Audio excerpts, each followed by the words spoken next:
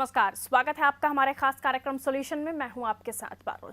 Solution में आज हम बात करने वाले हैं सीजनल डिसीज की। जी हां, मौसम अब थोड़ा सा ठीक ठाक हो गया है, यानी बारिश चली गई, लेकिन बारिश के जाने के बाद भी कई ऐसी बीमारियां हैं जो इस वक्त दिखाई दे रही हैं, और इसी को हम समझने के लिए आज बैठे हुए हैं। हमारे साथ वरिष्ठ चिकित्सक डॉक्टर प्रकाश पालीवाल जी मौजूद हैं। पालीवाल साहब, बहुत स्वागत आपका नादी टीवी में। बहुत धन्यवाद। और आज हम कुछ ऐसी ही डिसीज़ के बारे में बात करेंगे, खासतौर पर पेट दर्द की समस्याओं के बारे में हम बात करेंगे, क्योंकि डॉक्टर साहब ने पहले भी हमें बताया कि कई ऐसे पेशेंट्स हैं जिनको सीज़न जैसे ही चेंज होता है उन्हें अलग अलग तरह की परेशानियां होने लगती हैं।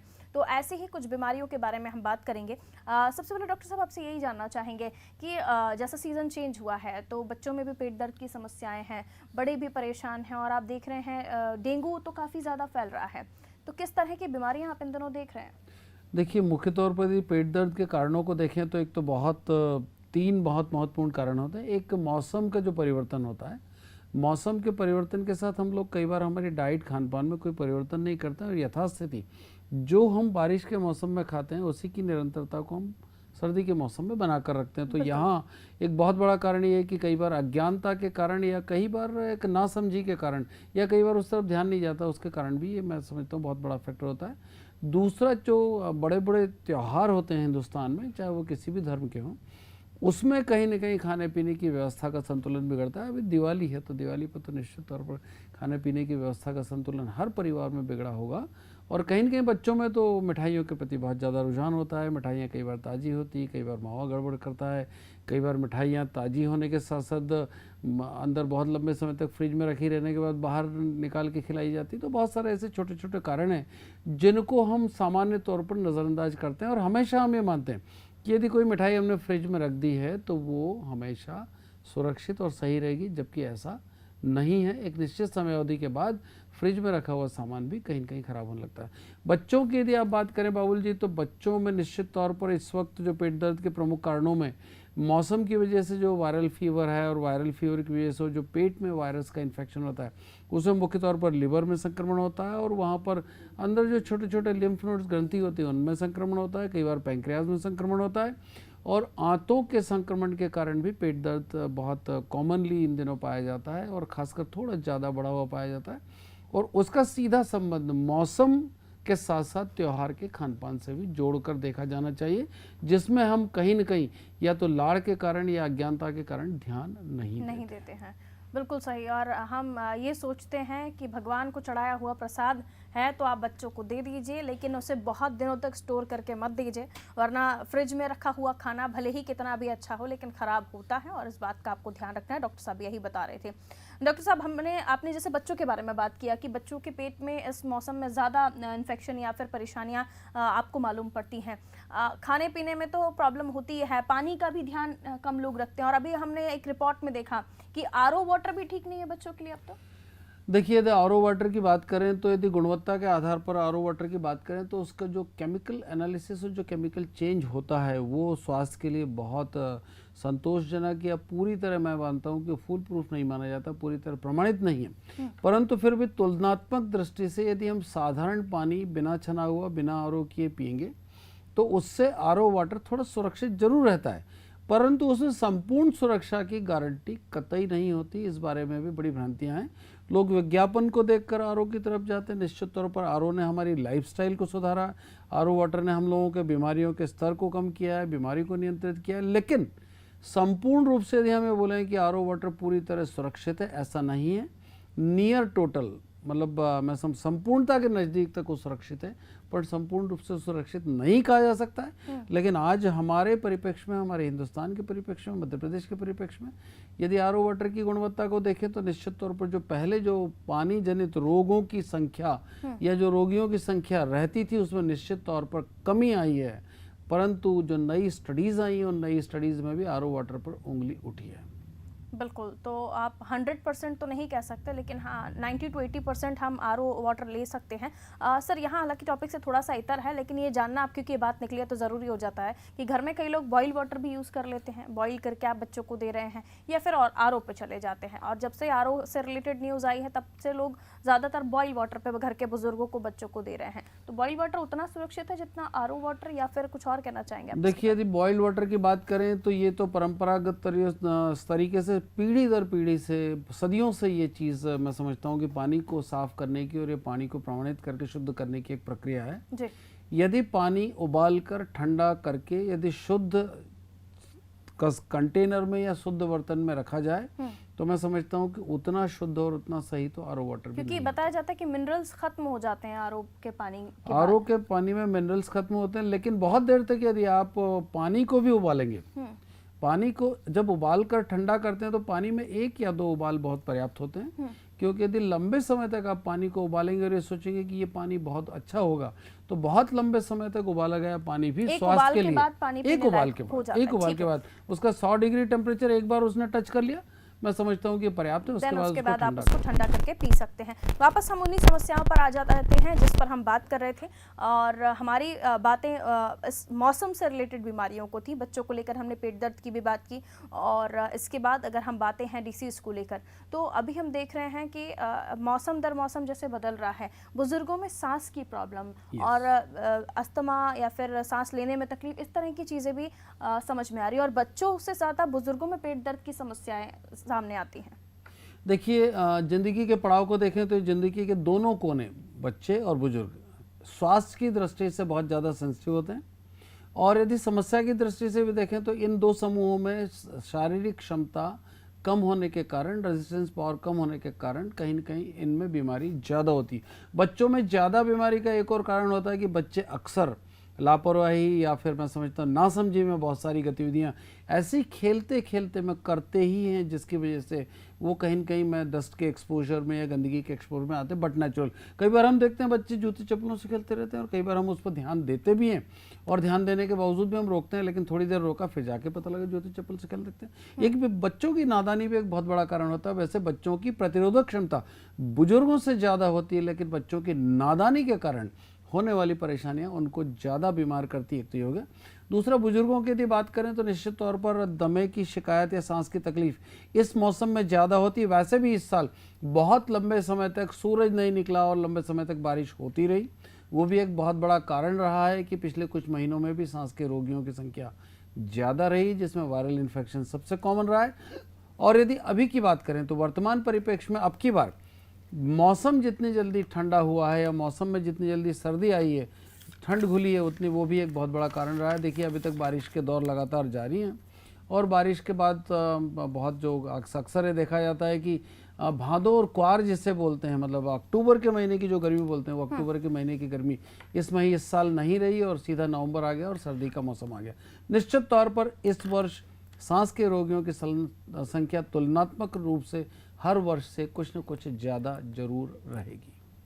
बिल्कुल, ये तो आपने बताया ही प्रकाश सर कि ये इस तरह की समस्याएं हम देख रहे हैं, और बहुत सारी ऐसी चीज़ें हैं जिस पर हम चाहते हैं दर्शक जानकारी लें, और साथ ही साथ जिस तरह से मौसम के बदलते मिजाज को देखते हुए आपको भी अपने मिजाज को थोड़ा सा बदलना है, क्योंकि बारिश चली गई है और मौसम थोड़ा बदला है, तो खान पान का ध्यान रखना है, पानी का ध्यान रखना है। चर्चा को आगे लिए चलते हैं, तो हम लगातार बच्चों और बुजुर्गों को लेकर और खान पान को लेकर बात कर रहे थे, लेकिन इन सीज़न में हम देखते हैं ज़रा सी ठंड होती है डॉक्टर साहब, और खांसी जुकाम की शिकायतें बड़ों में, बच्चों में, बुजुर्गों में सभी में आने लगती हैं, जबकि उतनी ज़्यादा ठंड नहीं होती। और प्रिकॉशन के मामले में हम देखते हैं कि हम भी बच्चों को यूं ही छोड़ देते हैं कि अभी तो शुरुआत है, ठंड बहुत कम है।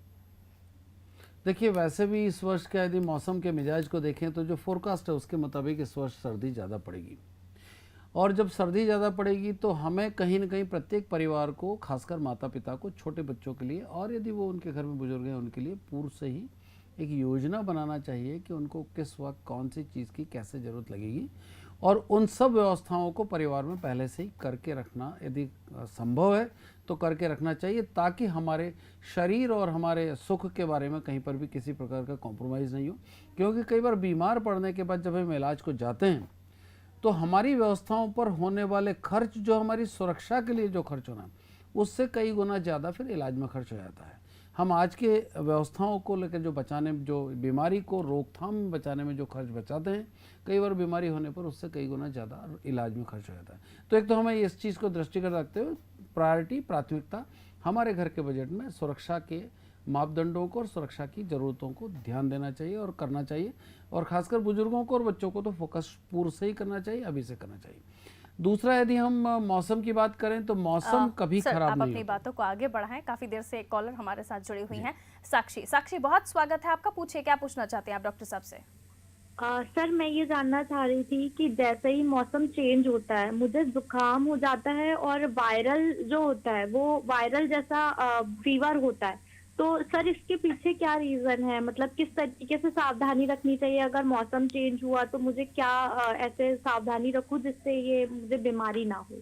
आपसे एक प्रति प्रश्न पूछ रहा हूँ, आपकी उम्र क्या है और ये शिकायत आपको बचपन से या बाद में हुई?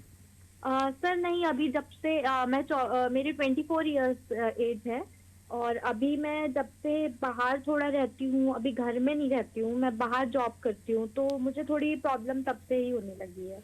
देखिए, आपके प्रश्न का, आपकी समस्या का आधा जवाब आपने दिया साक्षी जी। यदि आप घर से बाहर हैं तो निश्चित तौर पर घर पर जो मदर फादर की जो टेंडर केयर मिलती थी, सुरक्षा चक्र मिलता था, वो कहीं न कहीं टूटा होगा। उस सुरक्षा चक्र को पहले से इमेजिन करें कि वहाँ आप किन किन सावधानी, कौन कौन सी सावधानियाँ रखते थे, या खासकर आपकी माँ और आपके पिता आपके लिए क्या क्या सावधान रखते थे, उनको रखना शुरू करें। दूसरा, यदि कहीं स्थान बदला हो तो उस स्थान के जलवायु के मुताबिक आप जहाँ पहले रहती थी वहाँ के तापक्रम को और यहाँ के तापक्रम को, वहाँ के सिस्टम को और यहाँ के सिस्टम को समझने की कोशिश करें। और तापक्रम में, चाहे वो गर्मी हो, चाहे सर्दी हो, चाहे बारिश हो, कितना अंतर है उसका भी जजमेंटल डिसीजन एक अपने मस्तिष्क में लें।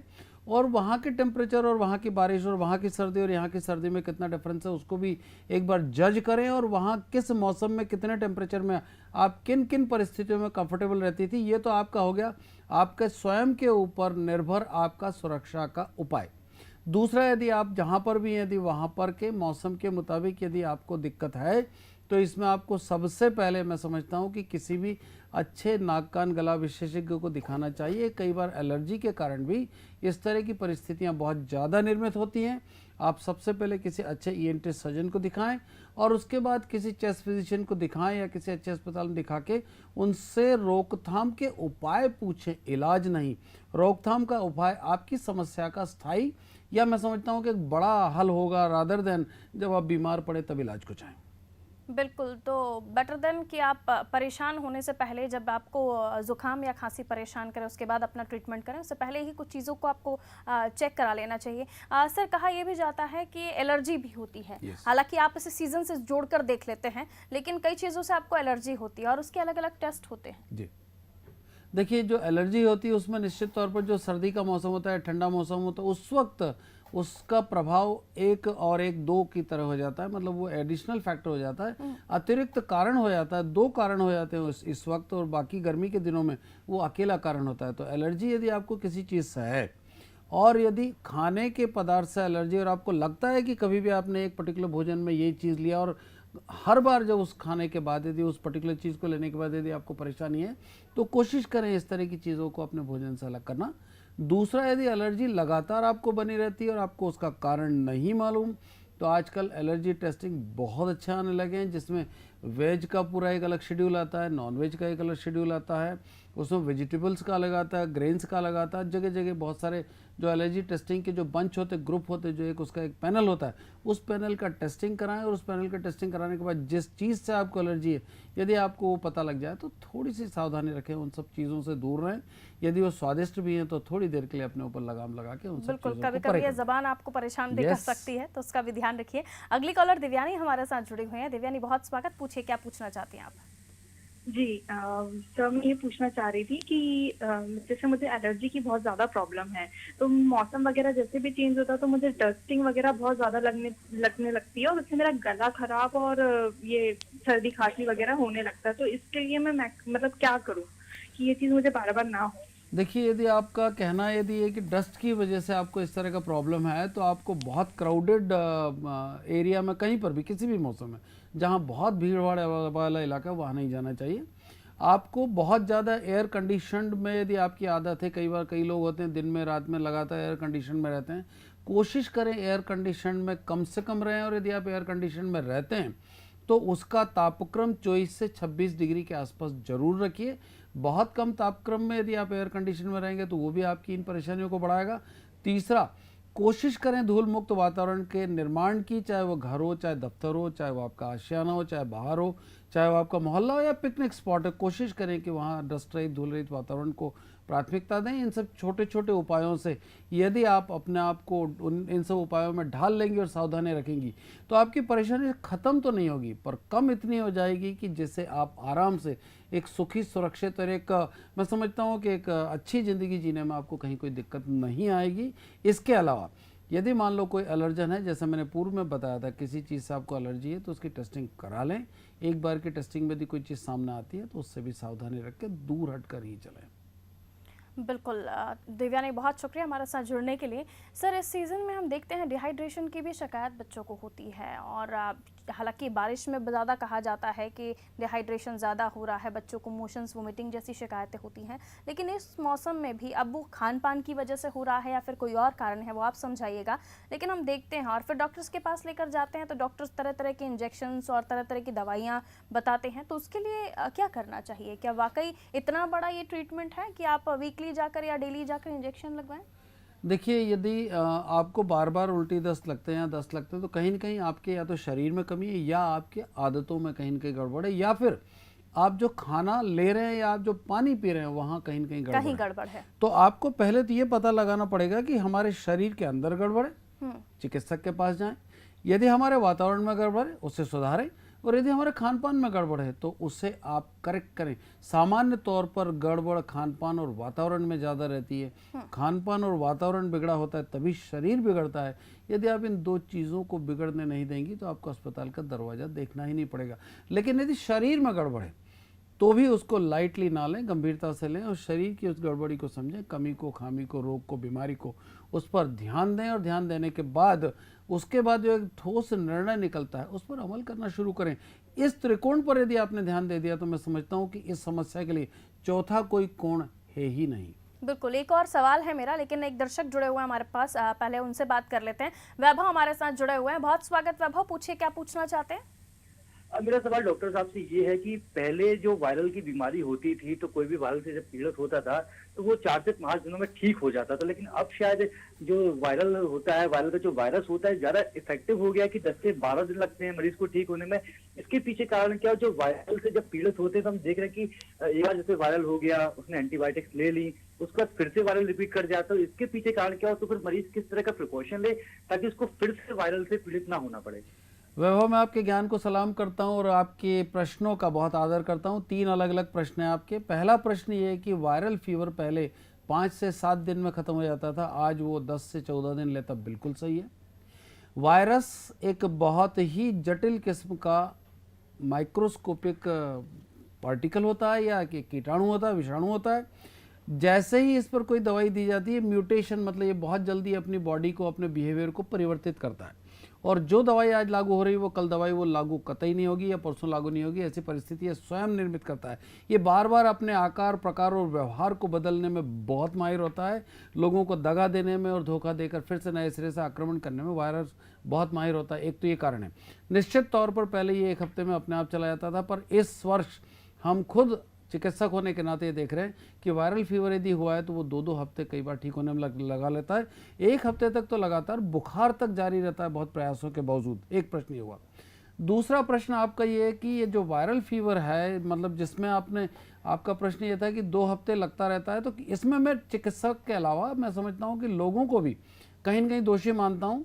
लोग चिकित्सा पूरी नहीं कराते। आधे अधूरे इलाज के बाद जब वो समझते हैं कि वो ठीक हो गए तो वो आधे अधूरे इलाज को या तो बंद कर देते हैं या अपनी मनमर्जी से कम ज़्यादा करके दवाई लेने लगते हैं, जो बहुत गलत है। चिकित्सक से राय ली है तो उसे मानिए, इलाज लिखाया है तो पूरा लीजिए। मैंने अक्सर देखा है कि लोगों को 1 हफ्ते की दवाई लिखो, 3 या 4 दिन के बाद वो दवाई घर में पड़ी रहती है और वो काम पे निकल जाती है। बिल्कुल, आप समझते हैं कि आप ठीक हो गए, अब आपको मेडिसिन की जरूरत नहीं है, लेकिन डॉक्टर्स भी जाहिर सी बात है इतने सारे लोगों का ट्रीटमेंट करते हैं और आपको ठीक करते हैं, तो वो जब हफ्ते भर की दवाई दे रहे हैं तो कुछ सोच कर ही दे रहे हैं। लेकिन आप इस मामले में स्मार्टली ना प्ले करते हुए दवाइयाँ टाइम से लीजिए। अगर कोई भी प्रॉब्लम आपको किसी भी डिसीज से रिलेटेड है तो जो कोर्स आपको दिया गया है वो कुछ सोचकर ही दिया गया, उसे कंप्लीट कीजिए, ना कि लापरवाही करें कि आपने 2 या 3 दिन मेडिसिन ले लिया, आप हुष्ट पुष्ट हो गए, चंगे हो गए, तो आपने दवाइयाँ छोड़ दी। बाबुल जी, 80% लोगों में मैं यही स्वरूप देखता हूँ।